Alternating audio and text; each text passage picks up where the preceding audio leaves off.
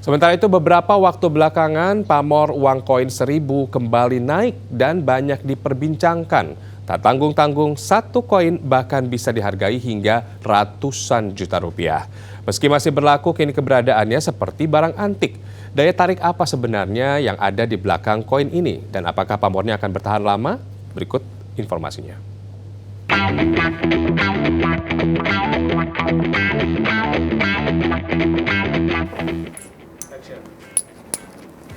Pemirsa, ingatkah Anda dengan uang 1.000 bergambar kelapa sawit ini? Mungkin sekitar 20 tahun yang lalu kita suka memegang atau bahkan menjadikannya sebagai alat tukar dalam jual beli. Namun saat ini ternyata harganya cukup melejit karena di beberapa situs jual beli online angkanya ini bisa mencapai 100 juta rupiah. Kami mencoba melihat langsung pada beberapa platform jual beli online. Di sini, harga uang koin 1.000 bergambar kelapa sawit ini cukup beragam. Mulai dari Rp2.000 hingga yang paling tinggi mencapai Rp75 juta. Saat kami periksa lebih jauh, para penjual uang koin yang dianggap lawas, mayoritas belum memiliki rekam jejak penjualan sebelumnya. Terlihat dari angka 0% sebagai persentase keberhasilan penjualan. Selain itu, jarang sekali ada lapak yang secara khusus menjajakan uang antik. Kebanyakan hanya menjual satu item koin saja.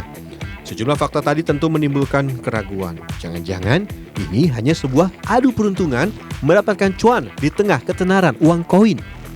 Kami pun mencoba mendatangi kawasan toko barang antik di Jalan Surabaya, Jakarta untuk melihat seberapa besarkah harga koin ini.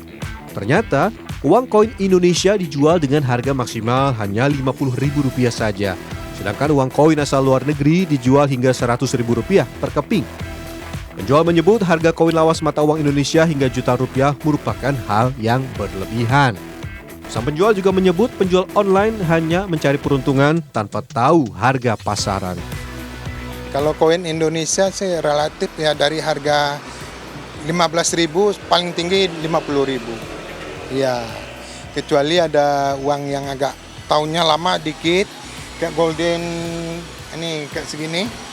Uang ini kan ada tahun 1945, ada yang tahun 18, ada 1920. Nah, itu bedanya, itu harga paling juga ya 100.000. Salah satu kolektor uang lawas, Aceng Subandi, menyebut tidak semua uang lawas dapat berharga mahal. Dirinya mengaku pernah mencoba menjual koleksinya dengan harga tinggi di pasaran, namun ternyata malah tidak laku dan hanya ditawar untuk kepentingan non-koleksi.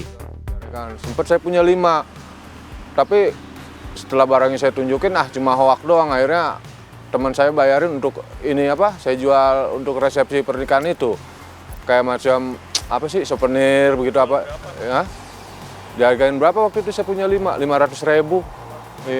Iya. Itu tahun 2003. Tahun 2017. Iya, baru. Menanggapi fenomena ini, Museum Bank Indonesia menyebut tidak ada yang spesial dari bahan koin Rp1.000 bergambar kelapa sawit keluaran 1993. Berbahan dasar tembaga, nikel, dan bronze, bahan yang sama digunakan pada mayoritas bahan koin lainnya. Apalagi koin masih berlaku sebagai alat pembayaran yang sah, sehingga nilai jualnya seharusnya masih sama dengan nominal. Bahwa uang logam yang 1.000, yang tahun emisi 1993 itu, yang berisi gambar kelapa sawit itu memang sampai sekarang itu dinyatakan masih berlaku ya sebagai alat pembayaran yang sah di wilayah negara kita. Betul, tepat sekali. Jadi sebetulnya historis itulah yang memang menjadi salah satu ukuran kita. Tetapi historis itu sepanjang uang itu masih laku ya, kan orang biasa-biasa saja. Sosiolog menilai fenomena ini hanya memanfaatkan nilai historis dari koin yang berumur hampir 30 tahun ini. Koin lawas dianggap digunakan sebagai simbol keberhasilan bagi pemilik dalam mengumpulkan barang bernilai tinggi. Karena seringkali selain karena hobi, juga karena ada aspek-aspek yang terkait dengan individu. Misalnya ada aspek-aspek peristiwa-peristiwa sejarah yang terdapat pada benda-benda tersebut. Apalagi kalau koin antik ada tahun penerbitannya. Fenomena serupa pernah terjadi sebelumnya di mana orang ramai-ramai memburu pecahan uang 500-an. Kondisi yang terus berulang seperti ini seharusnya menjadi pelajaran. Masyarakat harus lebih jeli melihat peristiwa.